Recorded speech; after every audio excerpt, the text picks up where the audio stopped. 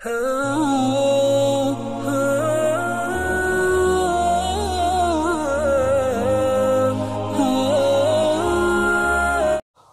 अलैकुम वरहमतुल्लाहि वबरकातुहू। आओ मसाइल सीखे ग्रुप में आप सबका इस्तकबाल है। आइए आज का पहला सवाल लेते हैं। पहला सवाल है हनीफ भाई का, जो ये पूछते हैं कि मौलाना अगर मियाँ बीवी के दरमियान तलाक हो जाती है तो शौहर के ज़िम्मे क्या क्या हुकूक आते हैं और बीवी क्या क्या चीज़ों की डिमांड कर सकती है, और अगर बच्चे हो तो परवरिश का ज़िम्मा किसका है, खर्च कौन देगा और कब तक देगा। हनीफ भाई, आपने बहुत सारे सवालात एक साथ कर दिए। बहरहाल अल्लाह तबारक व तआला को हलाल चीज़ों में सबसे ज़्यादा मबगूज़ और गुस्सा दिलाने वाली चीज़ अगर है तो वो तलाक है। अल्लाह के रसूल सल्लल्लाहु अलैहि वसल्लम ने भी तलाक को बेहद नापसंद फरमाया है। ज़मीन व आसमान फट जाते हैं जब दो मियाँ बीवी के दिल फट जाते हैं और उनमें तलाक हो जाती है। अब आते हैं आपके सवाल पर। आपने पूछा कि शौहर के ज़िम्मे मुतल्लका बीवी के क्या क्या हुकूक है, उसे क्या करना चाहिए, और इस्लाम ने मुतल्लका बीवी को क्या क्या हुकूक दिए हैं। सबसे पहले तो वो महर अदा करे अगर उसने महर न दिया हो तो, और बीवी का इद्दत का खर्च शौहर की जिम्मेदारी है, और खर्च ऐसा हो जिसमें बीवी के तमाम अखराजात पूरे हो जाए, और ये अखराजात तय करे दोनों घर के बड़े बुजुर्ग मिलकर इंसाफ के साथ, जिससे बीवी की बुनियादी जो अखराजात है वो पूरे हो जाए।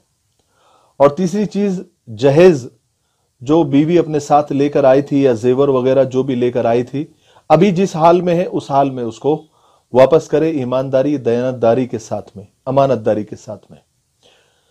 और अगर बच्चे अगर हो, उससे पहले एक मसला समझ ले। अगर हामिला बीवी को तलाक दिया है तो हामिला बीवी को अगर तलाक दिया है तो जब तक डिलीवरी नहीं होती है, यानी ज़चकी नहीं होती है, तब तक के अखराजात शौहर की जिम्मेदारी है, और डिलीवरी का और ज़चकी का खर्च भी शौहर के जिम्मे है।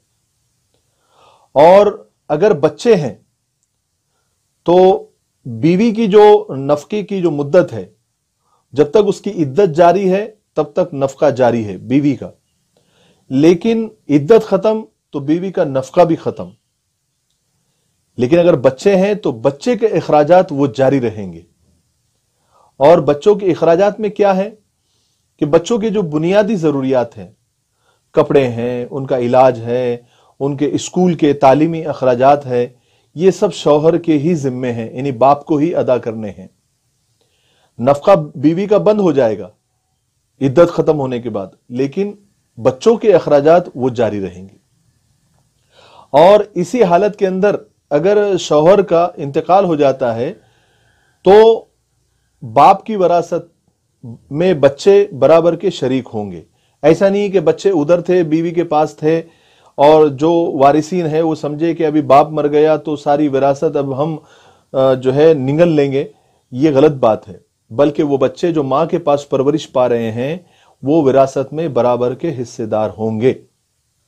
फिर आपने पूछा कि बच्चों का क्या, तो बच्चों का देखिए मसला ये है कि अगर माँ, यानी बच्चे की माँ अगर परवरिश करना चाह रही है या बच्चे को अपने कब्जे में लेना चाह रही है, तो वो लड़की अगर है तो बालिग होने तक माँ की परवरिश में रहेगी, और लड़का अगर है तो 8-9 साल तक माँ की ही परवरिश में रहेगा। लेकिन इसमें एक मसला और समझ लीजिए, माँ की परवरिश में रहेगा चाहे लड़का हो या लड़की बालिग होने तक, लेकिन उसके खर्च की जिम्मेदारी बाप की होगी। यानी बाप को बच्चों की बुनियादी तमाम अखराजात, उसके तालीमी, उसके इलाज व मुआलजे की सारी जिम्मेदारी बाप की ही होगी। हाँ, अगर माँ इनकार कर दे तो फिर बाप को ही संभालना है किसी भी हाल में, क्योंकि बाप की ही वो जिम्मेदारी है। और इस बीच एक मसला और समझ लीजिए कि तलाक जब हो जाती है ना और बच्चे माँ के पास होते हैं, तो बच्चे माँ के पास होने की वजह से बाप को मिलने नहीं दिया जाता। ये एक गुनाह है, ये बाप के ऊपर जुल्म है। अल्लाह की नज़र में वो लोग मुजरिम होंगे, और वो बीवी भी मुजरिम होंगी जो बाप को बच्चों से मिलने के लिए रोकेगी। बिल्कुल जो है बाप को बच्चों से मिलने के लिए रोका नहीं जा सकता। इस बात का भी हम ख्याल रखें। अल्लाह तबारक व तआला हमें अमल करने की तौफीक नसीब फरमाए।